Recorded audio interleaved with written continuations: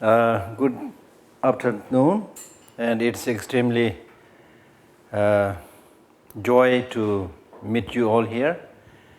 And I will try to explain a little bit about the importance of Tibetan monasteries, their situations in India, and the study program, and also related to science studies that we have started in the Tibetan monasteries. When Tibet was a free country, Tibet used to have the biggest monastery in the world. For example, the biggest monastery which I belong to used to have 10,000 monks in a monastery. And likewise, there are many monasteries all over the world. As you are, I'm sure, aware that Buddhism came from India, and since then the Tibetans put their heart and soul into understanding the Buddha's message of non-violence and compassion, and Buddhism became a part of Tibetan people's way of life, and it's heart of Tibetan culture. And then after the invasion of Tibet and coming of the Chinese into Tibet, of course, more than 6,000 monasteries have been destroyed, and today little over 100 is left. They are also more or less not functioning properly, and everything that is sacred, important for the Tibetans, like the holy scriptures, statues, everything were either taken away or put to fire and so forth. So it's a very tragic situation, but I don't want to speak too much about those. I'm sure you are aware.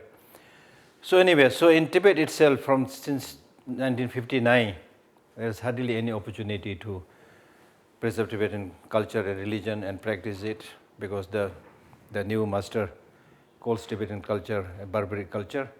So that's how they think.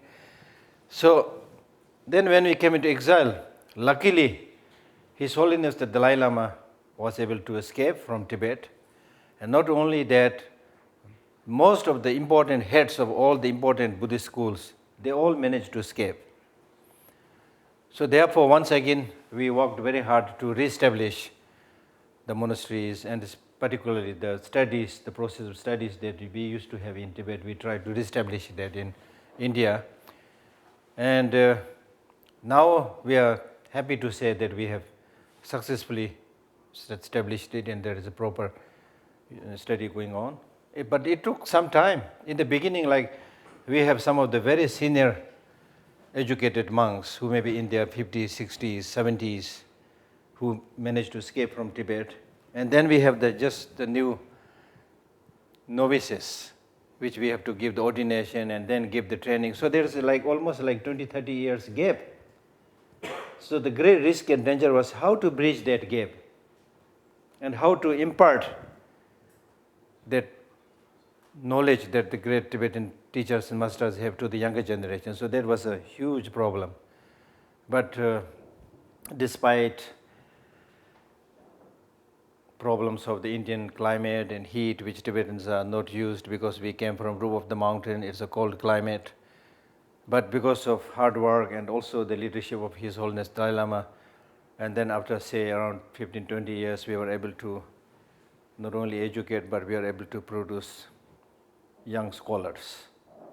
So now since the last many years, we have been continuously giving that kind of training, and now we have, safely say that we managed to bridge that gap, and the Tibetan Buddhism is now intact, and we have many scholars. And I belong to that younger generation. Now, of course, not young, but I belong to that younger generation who got this opportunity.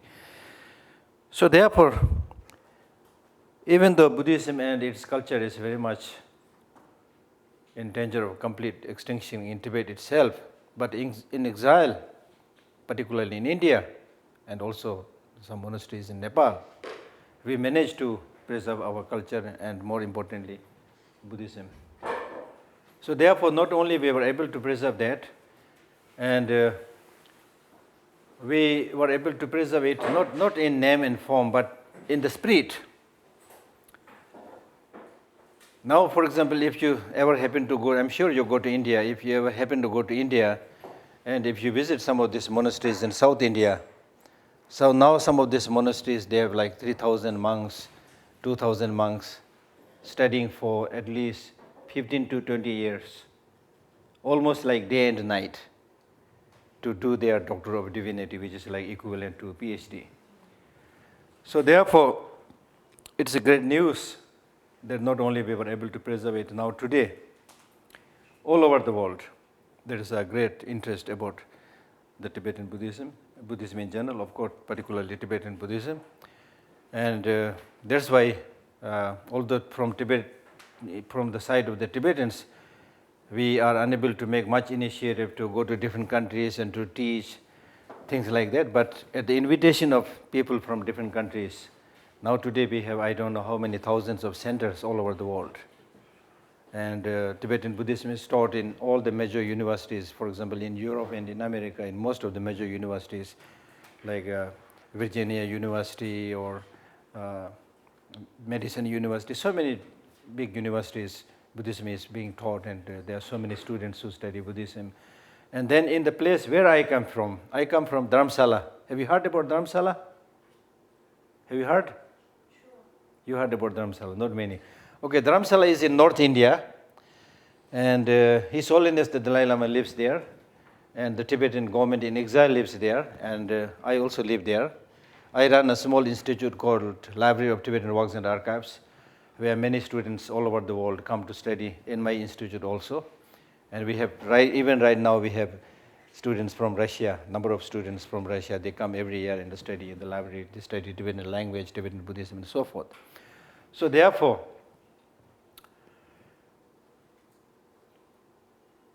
the present condition of the Tibetan monasteries, at least in exile, is very healthy. Now you may be wondering, what do we study in the monasteries? That is, I think, of course, very, very important. And the very reason, I tell you a little bit about how somebody becomes a monk. In Tibet, when we were in a free country, then the monastic discipline itself says that if you are old enough to drive away crows, then you can become a monk. So the rule is not very strict. It's according to the monastic rules, that if you are old enough to be able to drive away crows, then you can become a monk. And then in Tibet itself, almost the only thing that people really appreciated and supported was Buddhist studies.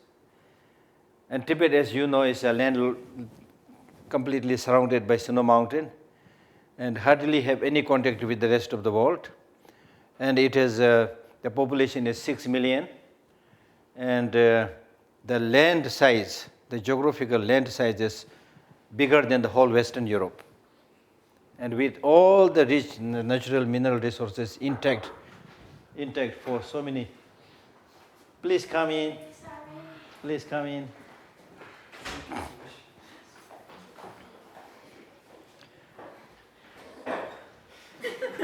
Please come in. You missed the most important part. I'm joking.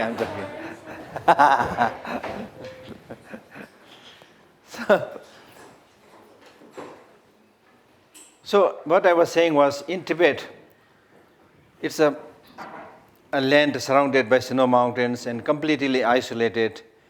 You must have read some of those books called Shangri-La. People equate Tibet with Shangri-La. It's a land of magic and mystery. People used to think like that. Hardly anybody could go there. And the Tibetans, because nobody was bothering them, it's a huge land with a small population. So they go miles and miles and meet few people. They enjoy, so happy to meet another fellow human being. And for the rest, they live out in the nature, and the nature is so beautiful, so beautiful. And whatever the foods and grains, whatever you have, you don't need a refrigerator. So really, I'm not exaggerating. It is like that. So there's hardly like viruses and those kind of diseases, all diseases, and the water is so pure you can drink from any place. Water means drinkable in those days. Now, of course, because of the new master and the so-called material development that has brought, like any other country now, In Tibet also the waters are polluted, environment is polluted, deforestation is taking place, minerals are excavated. Unfortunate things are happening there. But in those days, there's no material development. There's not much contact with the outside world. Therefore, Tibetans really enjoyed the peace and practiced Buddhism. And even those elderly people who don't know Buddhism, you must have seen, they're moving a prayer wheel, reciting some mantra with their broken teeth, like Om Mani Padme, Om Mani, like this, So really, everybody was happy. And in the big monasteries, they really study hard, day and night. And probably, like in terms of real scholarship and practice and meditation, Tibet probably was one of the few countries in the world who really produced excellent scholars. Not just reading from books, but they meditated, practiced in their daily life. And as I said, because the place was the environment was so conducive for such meditation and practice, And once you graduate and finish from those monastic universities, you're almost like an encyclopedia with that kind of knowledge and practice. So it was really an amazing thing. And so now the purpose of this monks, like for example, when you become a monk, it's interesting. When you become a monk, then 3 changes take place. One, change your name. Before you were layman, you had a different name. Now when you become monk, you get a new name of your ordination. And then also you change your cloth from the layman's cloth to this kind of cloth. And then most important thing is they say that now you must change your attitude. That means changing the name and costumes is to say that now you are joining the monastic community. And the purpose of joining that monastic community is so that you are able to really like spend the rest of your life in undertaking the Buddhist spiritual studies. And the purpose of that study is so that you are able to benefit and remove the sufferings of all sentient beings, not just human beings. All sentient beings. That's a very famous phrase that we use in Buddhism, helping all suffering mother sentient beings. We call all sentient beings, including birds and insects, as our mother. So to serve mother sentient beings. So therefore we call it changing the attitude. So changing the attitude means when you were a lay person, your focus primarily was for yourself or your family. That's but natural. But when you become a monk, then the focus should be not just yourself. And more importantly, you should focus about other people, helping them. And that is the message of the Buddha. Because the Buddha says, all sentient, all people, they like you, they're exactly like you, wanting happiness, not wanting suffering. That's their nature, but still they get a lot of suffering, lot of problem. Everybody, although they may pretend they are okay, but they get a lot of problem. So therefore it's important to understand their situation and to help them as much as possible. So that's the core message of the Buddha's teaching. So now in order to develop that kind of love, that kind of compassion, it's important to first of all see the ultimate reality of people, in how many different levels people suffer, what is their ultimate reality. Because much of the sufferings that we experience in our daily life is not necessarily just the shortage of material facilities, but it's primarily due to the shortage of positive mental emotions. And it's due to the presence of strong negative emotions like anger, jealousy, hatred, that we are not able to enjoy our life. So there are so many things to say. Okay, anyway, I'm not here to talk too much about Buddhist philosophy, but if you're interested, there is a question hour time, so you can ask me questions or things like that. So therefore, what we are now trying to do in India is to preserve that rich culture, rich religion. And I'm somebody who had spent many years studying that Buddhist philosophy. And based on my own study and knowledge, I can very confidently and safely say that through this study, you can really help many other people by helping them change their attitude, by helping them see the reality. For most of the time, we suffer because we don't know the reality. So therefore, Like for example, right now also I'm going around traveling, or even in Dharamsala, I'm able to share that wisdom, that knowledge, and many people get benefited. So therefore, it's not just me or the Tibetans are saying. And in fact, His Holiness the Dalai Lama always says, if in case, as the Chinese say, Chinese means Chinese government, okay? As they say, if Tibetan culture is barbaric, if Tibetan religion is barbaric and outdated, as they say, and if it is true, then we should not try to preserve it. If the rest of the old world also agrees that this is true, this religion is traditional religion is outdated, no more use. If they say that, we have not only every right to remove it, but we must remove it. There's no point hanging on to a dead culture or dead religion. But the truth is that after coming into exile, now it's more than 50 years since we came into exile, not only those people who get interested in Buddhism and Tibetan culture is continuing, but it's increasing day by day. Especially in today's world, when the world is turbulent with so many conflicts and fights, as you know, and I don't have to tell about that, the more and more people see the value of this culture, this wisdom, and people come. In my institute, where I live in Dharamsala, is called Library of Tibetan Works and Archives, which is a very small institute, But even now, right now, in fact, for several years, at one time, if you come there, you have at least nearly 100 students from all over the world studying there. And we don't have facilities like you have here. We are in exile, you can see that. But with that meager facilities, what we can provide is the teaching, the wisdom.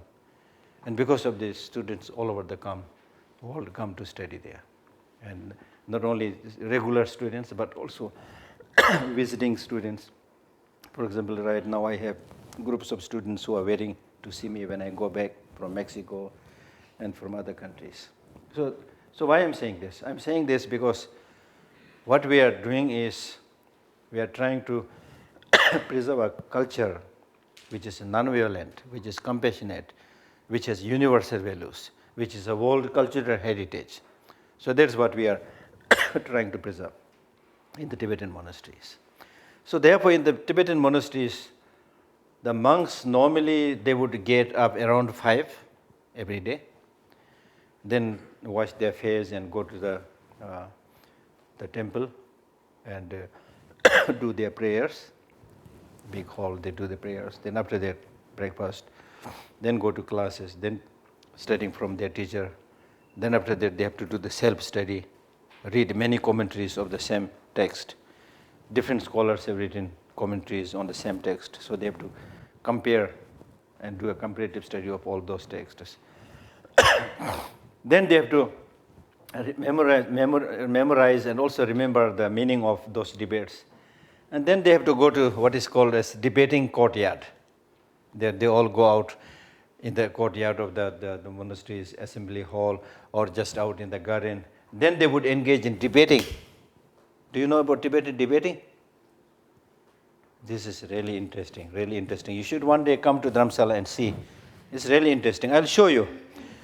We do like this, like debating first of all. Like, for example, we say this is water bottle. Okay? All except this is water bottle. Then I would ask you the question, are you sure this is a water bottle? And you say, of course, yes. Okay, give me the definition of water bottle. We would ask the definition. Then you would give a definition. Then I will see whether this really fulfills the criteria for this or not. And if I find a fault, I will debate against you. No. If you give this kind of a definition, then this table also fulfills the definition. Then do you think this table is also water bottle? Like that. Then we debate. So we debate, pros and cons to such an extent until you are able to really get a very good definition. So through that way, you are able to help precisely. For example, human beings. We all say, I'm a human being. What is the definition of human being? If I give the definition, a human being is somebody who can speak and who can understand the meaning. Okay? who can speak and who can understand meaning. Is this the definition of a human being? If you say yes, then I would say, okay, then what about the parrot? It can also speak, it can also understand the meaning. So is a parrot a human being? Then you are dumbfounded. Then you have to find another better, you have to improve on it. So in this way, you try to find a definition. That's the Buddhist process of studying. Okay? Just to cheer you up, I'll show you a little bit. So we do the debate like this. For example, if he is, it's good that you brought this rosary. We do it like this. So if he is the one to whom I am asking question, sometimes it can be the whole group. It can be just one person. You can all answer, or you can just face one-to-one. So I would do like this. I will take this rosary and do like this. Then I would say, Chidrachuji. I go like this. Then I ask the question as I've already asked. What do you mean by the definition? What do you mean by human being? Come on. Then he gives an answer. Okay? So like that. So now look at this. The whole physical gesture. Like I hold this rosary. This rosary is circular. This circular rosary symbolizes that we, human beings and all sentient beings, are in the world in a circle. We are born, we die, we born, we die due to negative emotion, due to action. We do something, then live, then die, then born, cycle. So this is represented, this cycle represents our cycle existence. And when you do the debate, the purpose is that how can I help these people in the cycle of existence to bring up? This hand goes down, saying that I will help these people, sentient beings in the cycle of existence, to stop their negative actions, to stop the negative entrance, and then I will pull them up to freedom. There's the symbol. You do like this. Then you do like this. Now, with this kind of clapping of the hand, you hear a sound. This sound is momentary. It didn't last long. So similarly, this has so much meaning. One meaning is that anything that we are experiencing, emotionally, physically, mentally, or anything that you are experiencing comes by depending on multiplicity of causes and conditions, not just by one single cause and one single condition. Like for example, I do like nothing is there. So it is because of meeting of many things that you can produce a sound. Okay? Then the sound which is produced lasted only for a moment. So that is to say that please don't think that you are going to live in this world forever.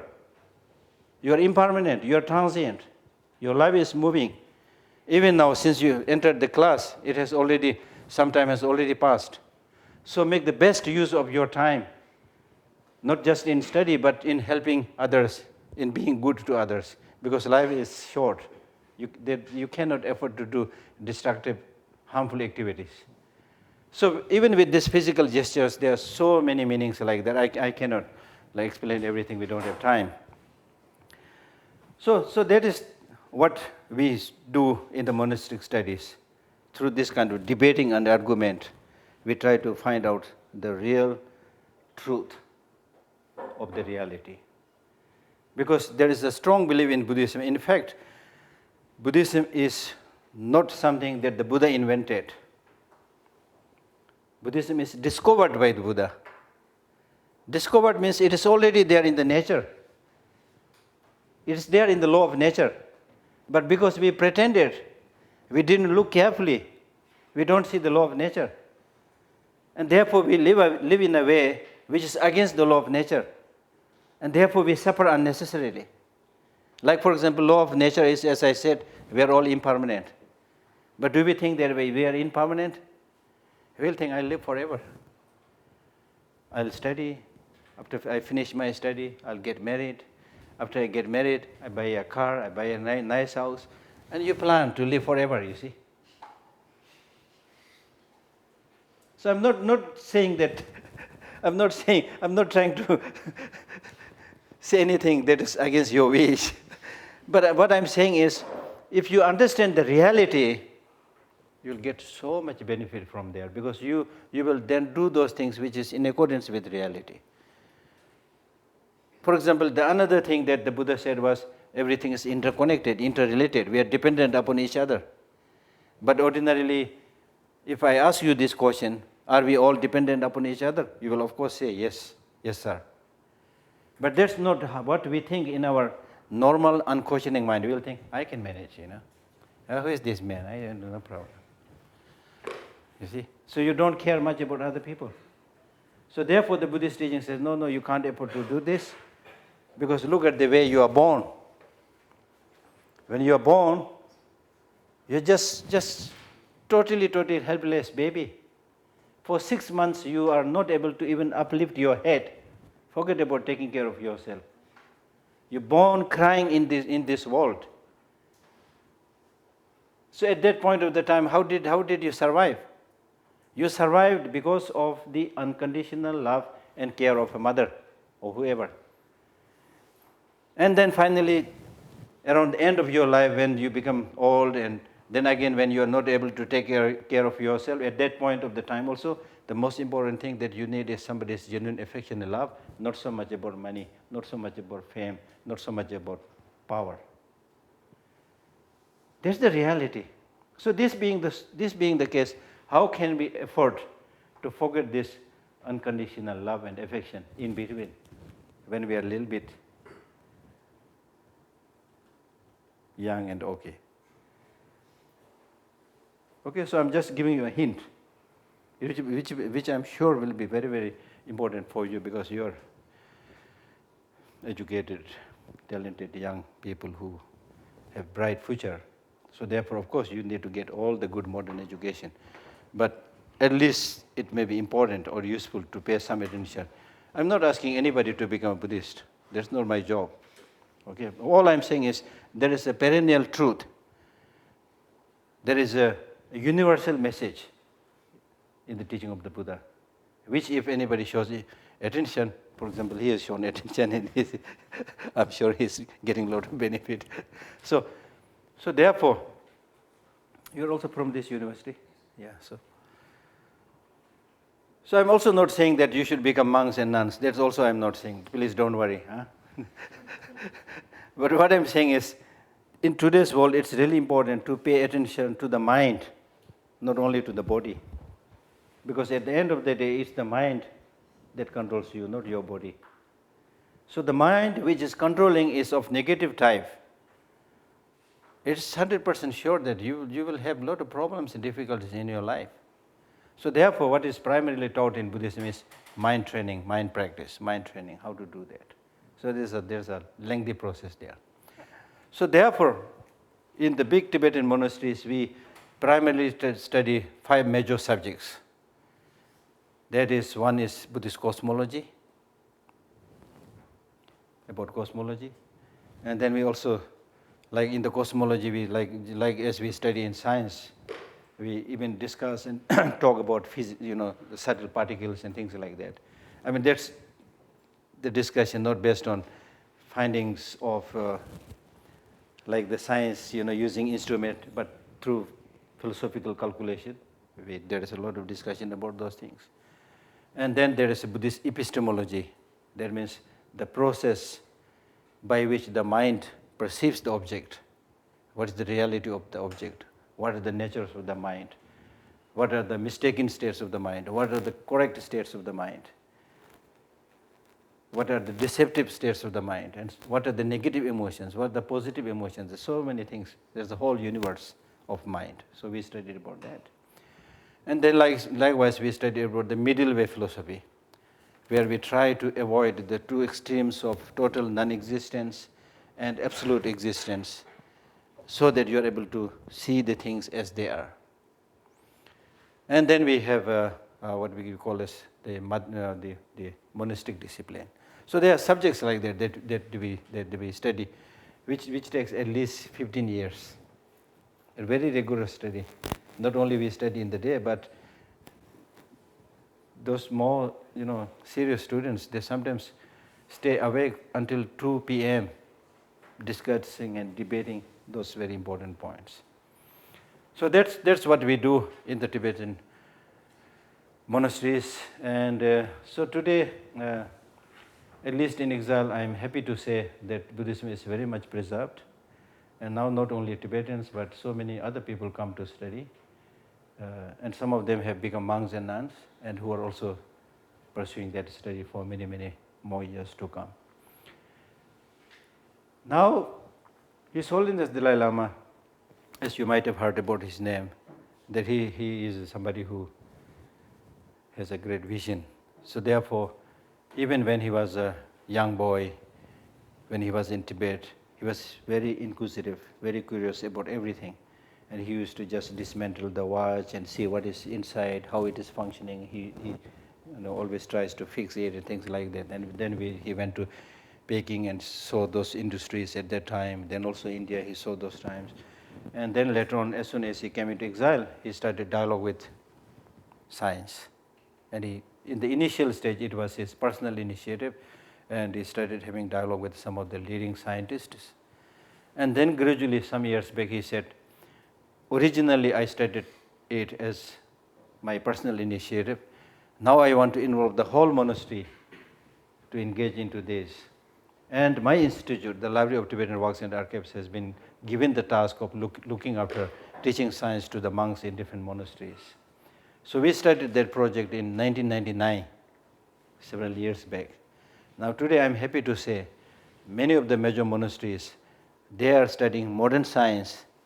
With their traditional study, they are studying modern science as part of their regular monastic study.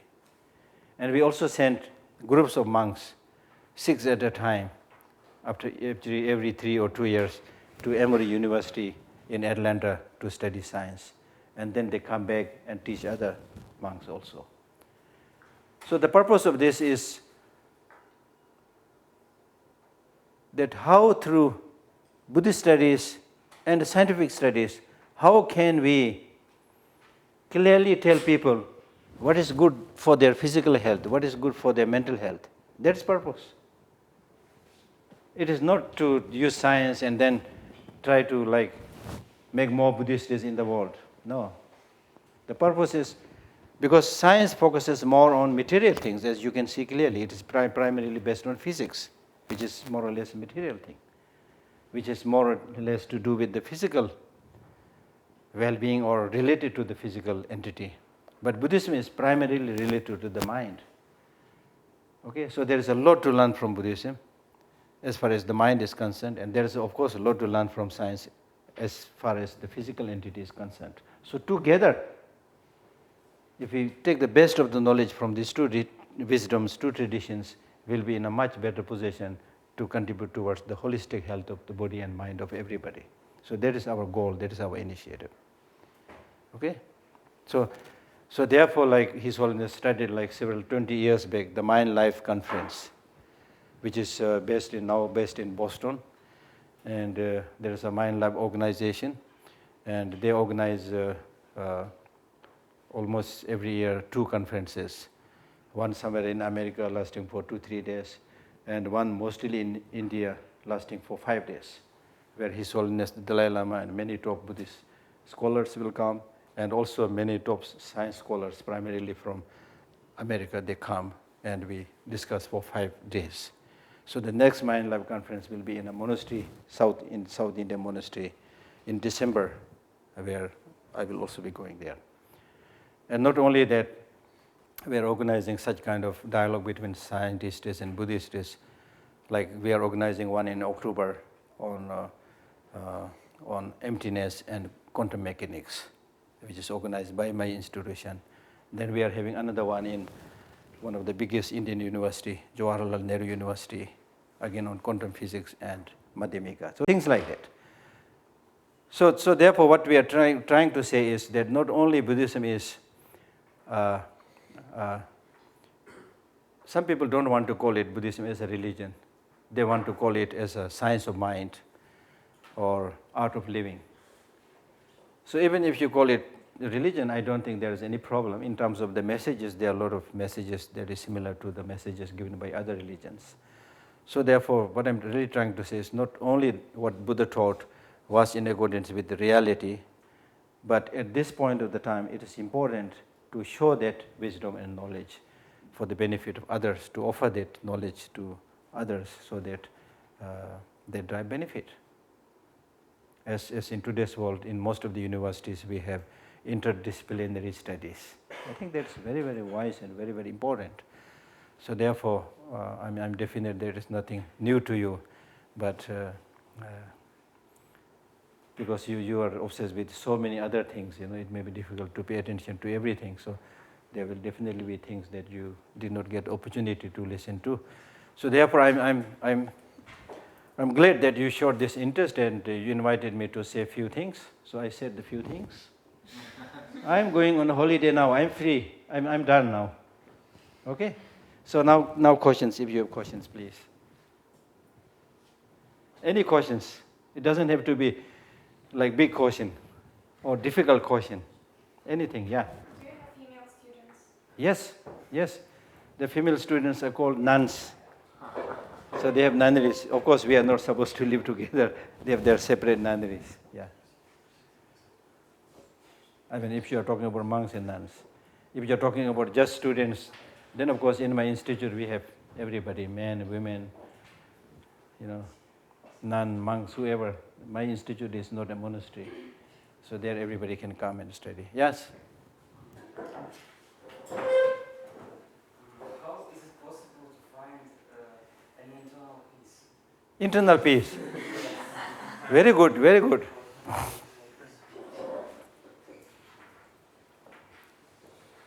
There is no injection which has been produced so far, as far as I know,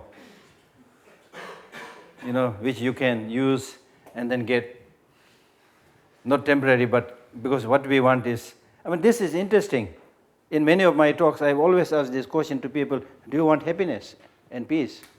And everybody says, yes, sir. Then I provoke them a little bit by saying, how long?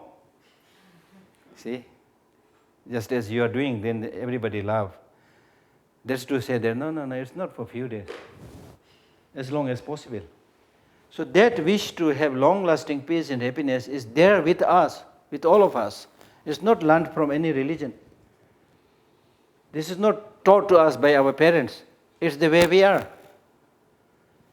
So therefore, your question is very important. So for us, it's important to understand this basic nature by which we are born.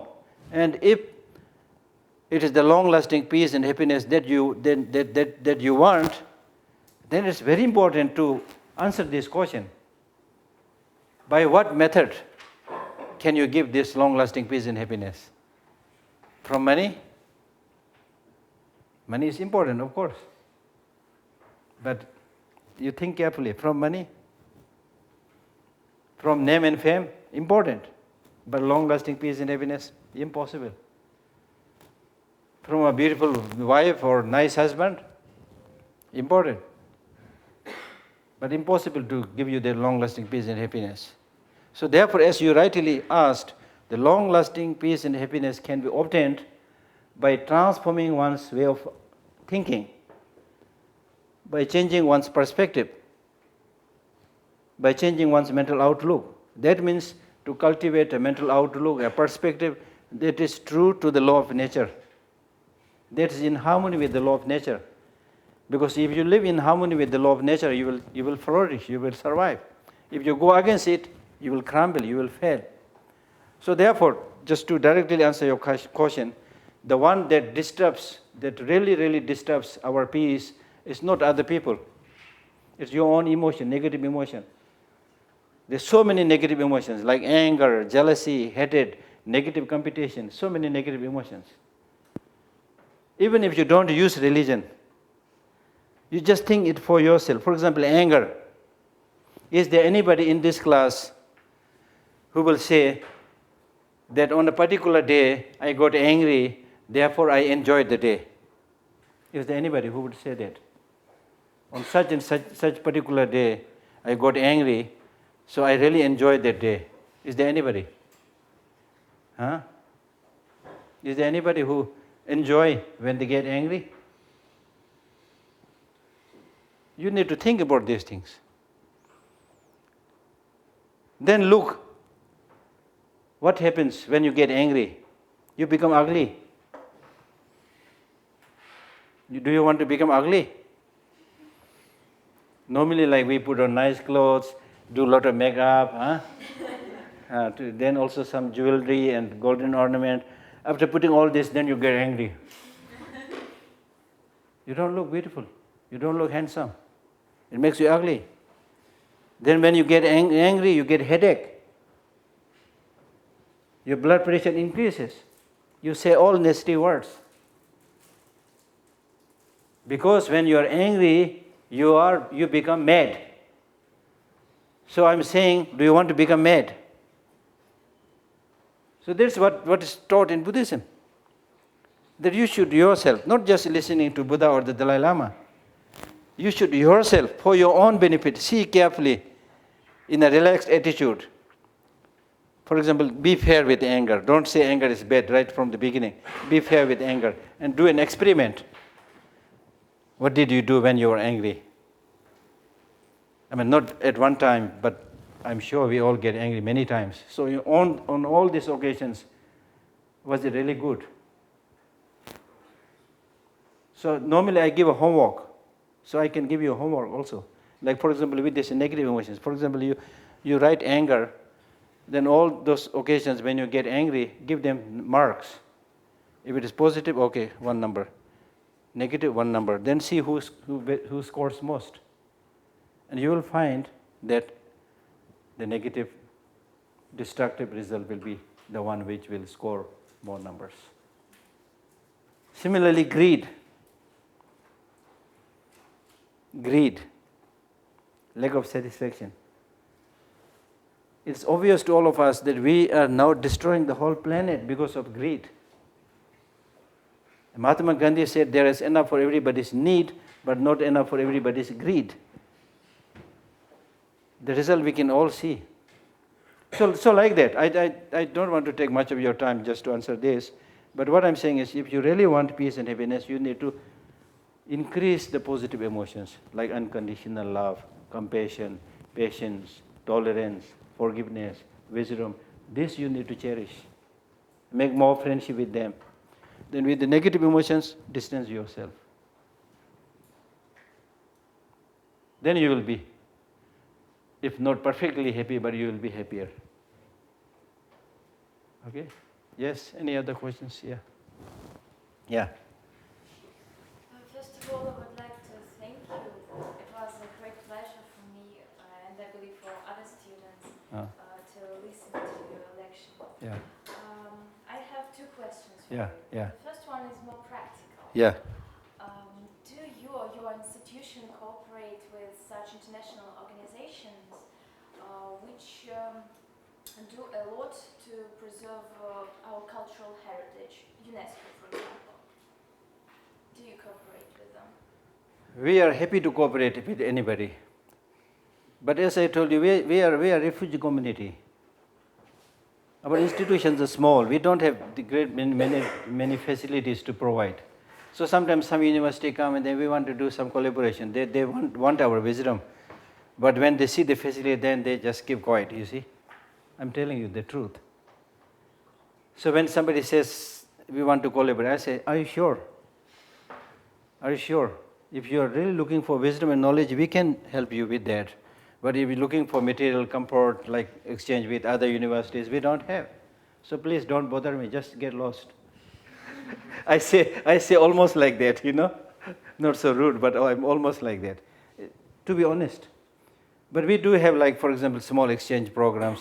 Like we have an exchange program with Emory University, where I said we are sending 6 monks, and they also send their students. Then we have now started, exchange programs with the university in Tua and Kalmukia, because they are Buddhist communities. They show a lot of interest. They come to Dharamsala and help the students. They study there. They come there for 3 months, 6 months, like that. They come there. But then we don't have that capacity to reach to UNESCO or big universities, things like that. But people in general, of course, show a lot of interest. They come and see our institute, almost endless on the individual basis, and then research scholars, things like we have. Yes. Okay, Yeah. so then the second question. Yeah. I have an Indian friend, and he is a poet. So, do you understand Hindi? Yes. Okay. So I can read you in Hindi Yeah. and then translate. I will for try, the yeah. student. I like his verse. I won't read it like as a whole piece, just 2 lines, and I want you to comment them. Ситари ho zamin ki ya asman ki, dono chamak tehe raat ko. बचपन से लेकर आज तक नहीं भुला हूँ इस बात को. So roughly it would be. No, I know what you said. Just for other students. Yeah, so that they understand. Yeah. Star, yeah. The stars of the sky and the stars of the earth, they shining brightly in the night. Exactly. I remember this thing from my very childhood. Yeah. That's similar like this poem. We have many verses in Buddhism. For example, when we talk about helping others, then we say help others just like the sun is helping. Help others just like the earth is helping. Help others just like the water is helping. The sun, the earth, the water, the air, they have been helping us for so long, but they never said, I'm tired, now I'm not going to help you. So we should be like that. We should pray like that. That's what we say in Buddhism. It's a very famous prayer in a Buddhist text called the Ratanavali, the precious garland. So, similar. Like, of course, Buddhism came from India. Yeah. Okay. Then, yes? What do you think about Chinese policy, their measures that they take in order to prevent Tibet's independence? I am too small man to make big comments. But since you asked the question, I will try to make my small comment. I say I'm small because all these leaders, they all think they are big. Huh? So that's why what I'm saying may be small. So long as whoever you are, individual, community, nation, whoever you are, if you do the wrong job of bullying, exploiting others, the sooner or later you will have to suffer or your people have to suffer. That's the story happening everywhere. Whichever country it is, doesn't matter. Because if you bully, exploit, torture others, then in that process you are telling 100,000 lies. You are hiding 100,000 facts, which is happening. And in that process, not only you will mistreat others, like for example in the case of Tibet or Tibetans, but their own people. It's happening right now. I'm not exaggerating.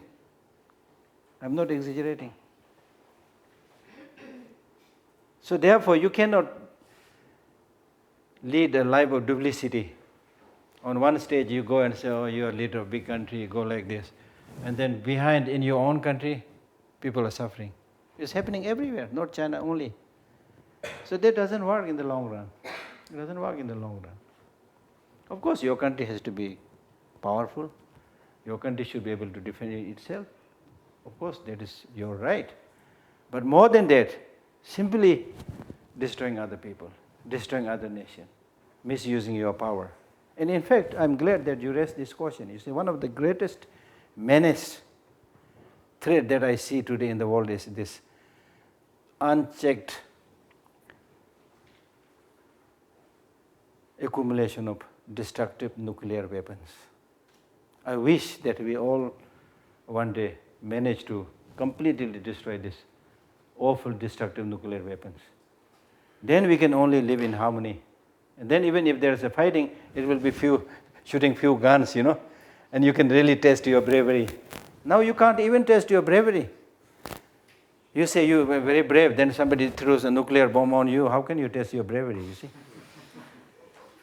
And the one who is killing you is sitting in an air-conditioned room, pushing the button.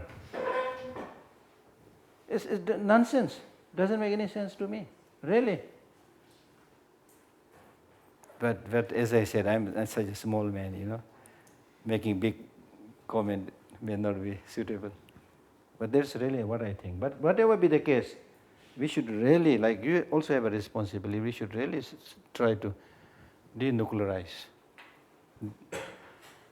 Not only in order to do this external disarmament, you need to have first do the internal disarmament. That's why I was talking about reducing anger, jealousy, hatred, and so forth. That's my feeling.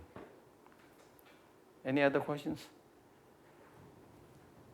I would like to ask a question. What restrictions do you have in your everyday life? Something you impose on yourself and some things that can be... The good thing with Buddhism, or maybe not good thing with Buddhism, I don't know, you should judge, is Buddhism is a very open religion.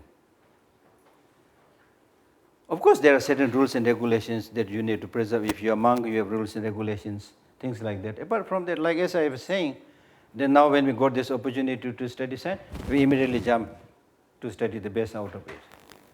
We will not say that, oh, this science is dangerous, it will pollute our, sacred religion. We don't say that.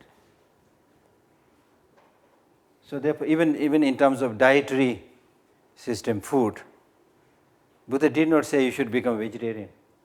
Of course, many people say, oh, Buddhists, they talk so much about compassion, but they are eating meat. But Buddha, there are a lot of things to explain here. But Buddha said, okay, if you are able to become vegetarian, wonderful, very good. But because of your health reasons, if you need meat, okay, but don't kill. It's very logical and very open-minded. Of course, I'm sure you have many questions, but we have not much time. So it's very open-minded, logical religion. If it doesn't make sense, then Buddha says, forget it if it doesn't make sense. And he said that just as the goldsmith judges the gold by cutting, rubbing, and putting under the fire, similarly, you judge my teaching. And through that, if you find it acceptable, you accept it. Through that, if you don't find my teaching acceptable, discard it. You have every right not to follow me. He never said, my religion is the best, you must follow, otherwise you will go to hell. He never said things like that. See? So that's the teaching. Any other questions? And what about mental restrictions? Huh? Showing some negative emotions like anger.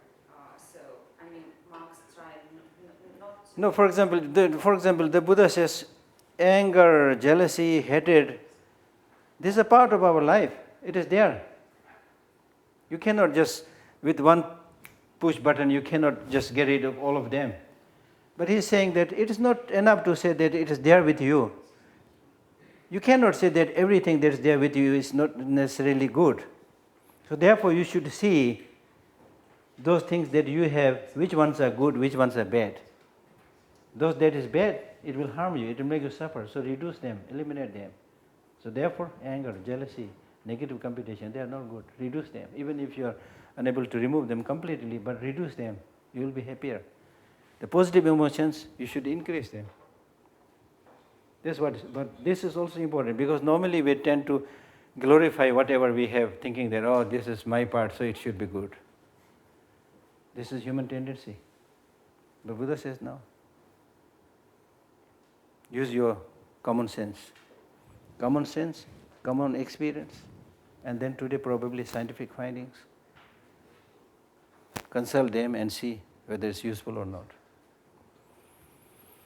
Yes? Yes?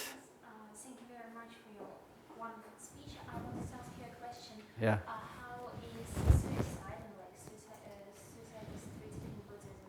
So whether it's considered to be a great sin, greater than... Suicide is considered as very bad. It's killing. Suicide is killing because you are killing yourself. And Buddhist teachings very clearly say that the suicide is not the solution. And you are committing suicide thinking that, okay, if I commit suicide, then all my problems will be gone. You can destroy the body, not the mind. For example, I'll give you a very interesting example. For example, if I'm not happy at all today, okay, Then I don't want to think about it, I sleep. So physically I'm lying down, sleeping. Looks like no problem. But the mind is still there. It's getting the problem. It's dreaming again the same thing, you see. So therefore we talk about the next life, future life. The mind, the subtle mind continues, just as it continues in the dream.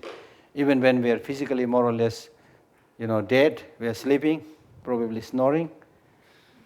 But the mind may be shopping in New York. Have you dreamt something like that? We all do. You are sleeping, but your mind may be shopping somewhere, going out for a picnic and things. What does this show? This shows that the mind has capacity to get separate from the mind and go away wherever it wants to go. So suicide is not the solution. And then also look, of course there may be, it's easier said than done, people may have a lot of problems. But then in Buddhism we say the human life is the most precious life. Even dogs survive, they don't commit suicide. Dogs commit suicide? I don't think so. Even if there's one very rare case. The human beings, because you're too intelligent and you misuse your intelligence, and then you fill your mind with all kind of doubts, suspicions, worries, anxieties, and then you commit suicide. And you destroy this very precious human life. So it's important to think about all this. Then of course, the most important thing is that the society as a whole should have that atmosphere of love, affection, friendship. If these things are not there, then some people, nobody takes care of them. Then they involve in all this kind of suicidal tendencies. Done? No. Okay, yeah. I wanted to ask, if you said there are no restrictions, mental restriction as to anger and so on, what does make Buddhism such a peaceful and, as far as we know, the most peaceful religion? No restriction we cannot give, like saying, okay, don't get angry. If you get angry, I will punish you. Yeah, if there are no restrictions, That kind of restriction we cannot give, but we can advise them. Anger is not good for you, so reduce your anger. So when people do that, they become happy. Okay. Yes, we have some time. Please ask some questions. I have one more question. Yeah, you can ask. As I'm teaching a class in ethnic psychology, Mhm. and here are many of my students and my future students who will be my students in here. Mhm. And we also study Tibetan Buddhism as well. Okay. And here are also people who specialize in different Buddhist countries, but not Tibetan Buddhism. Okay. So could you please tell us something about what are the characteristics of Tibetan Buddhism it has developed in comparison with other branches of Buddhism, with classical Indian Buddhism? Most of the Buddhist teachings are basically same. But the Tibetan Buddhism follows the Mahayana Buddhism. There are several tenet systems out of which the Tibetan tradition, all the 4 Tibetan schools of thought, Satya, Kagyu, Nyingma, Gelug, they all follow the Mahayana tradition. So Mahayana tradition is a tradition which talks about well-being of all mother sentient beings. Developing an altruistic wish to become Buddha to help all suffering sentient beings. So that is one very unique thing in the Tibetan tradition, the Mahayana tradition, because most of the countries they follow the Theravada tradition, where they don't give this kind of definition. Of course, they also say help all people, but as a philosophical system, it is not there. And then another very important thing is this view of emptiness, which you can compare to quantum physics, a view of emptiness, which means that everything that you see is designated by the mind. Apart from what your mind has designated, there is nothing that has absolute intrinsic independent existence from its own side. So that's again like very, very profound, because there are other philosophical systems who give their own interpretations of the ultimate reality, but in the Madhyamika school, it gives the highest kind of explanation, where they say there is not even a single object of any kind which has independent absolute existence. Now this philosophy is so important because ordinarily we tend to see things as having absolute independent existence. For example, if you fancy something, for example, if you like a Mercedes car, have a lot of attachment and obsession with that, you will not only see that this Mercedes car is good, but you will see, wow, so good, 100% good. The look is good, the model is good, things like that. You exaggerate. And what is the outcome? Outcome is you develop excessive attachment. And attachment means you get stuck with it. So in this way you get stuck with an object, you stuck with a person because you exaggerate that object. So therefore, in order to reduce that kind of wrong perception of the reality, the Madhyamika philosophies, they say things exist. Yes, things exist very much. But they exist by depending on multiplicity of causes and conditions. There's nothing whatsoever that exists by itself. I'll give you an example. For example, when Saddam Hussein was killed, everybody said Saddam Hussein is a dictator, he is bad. He was eliminated. At that point of the time, His Holiness the Dalai Lama said that yes, it may be true he is a dictator. It may be true he is bad. But it is wrong to blame everything on him. Who supplied him the arms? America. Without arms, Saddam Hussein, just one person, what he can do? You see? So things are dependent on many things. For example, if I get angry with you, then I think, okay, it's you who are looking at me like this, I got angry, you know. But again, it's not just you. If I'm not here, how could I get angry, you know? I'm also here, it's partly due to me that I'm looking at you or doing certain things, you see. So it's dependent on many things. If there's no target, nowhere to shoot. So we present ourselves as the target for many things. So therefore, if you see this multiplicity of causes and conditions for any event, then you will not just pick up one cause and condition and blame everything for it. So that's why you can see these negative emotions. Now you do this research. These negative emotions, they have tendency to just highlight one thing. For example, anger. It will not be able to see the wider perspective, the holistic perspective, the involvement of many causes and conditions. It will see one factor as the cause and condition for your suffering, for your misery. He is the person. Just one target. Then attachment. Oh, this person, so beautiful. I must go with him. Now when we talk about loving kindness to all sentient beings, anger to all sentient beings, normally not.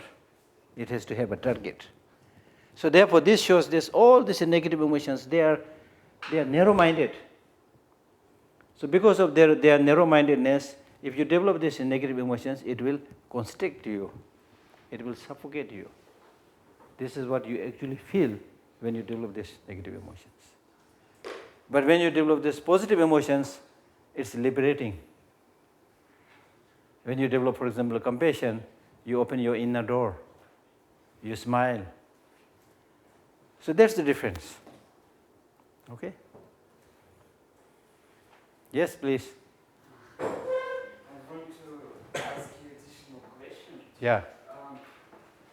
So now, human nature is very weak, Yeah. and only a few people can say that they have a strong will. So my question is, how can we strengthen our will to combat our sins effectively? Through knowledge.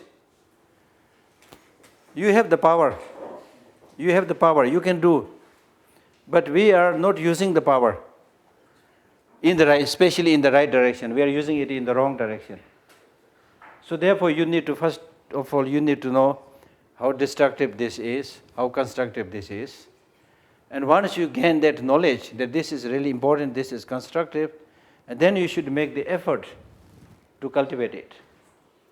Not for one day, not for 2 days, but you need to consistently, continuously do it. Then you will form a habit of doing that. And once you form a habit, it comes automatically. For example, have you ever tried riding a motorcycle, or I'm sure you all do, motorcycle or bicycle? And I once tried to, learn bicycle.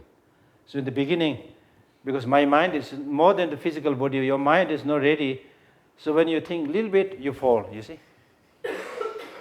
But once you get trained, not only you are able to ride, but while riding you are tall, you can look here and there. Yeah.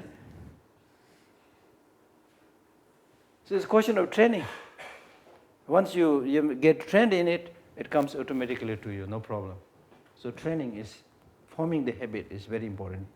The very famous word meditation in Buddhism, which is so famous all over the world, that primarily means getting habituated with the positive emotions. You had enough of the negative emotions, you suffered much from the negative emotions, so you don't want them. Now you want to form a positive habit. So doing like compassion or loving kindness again and again. So that's called meditation. Forming meditation means not sitting in a corner and closing eye. It means forming a positive habit by repeatedly doing the good things. That's called meditation. Okay? Any other questions?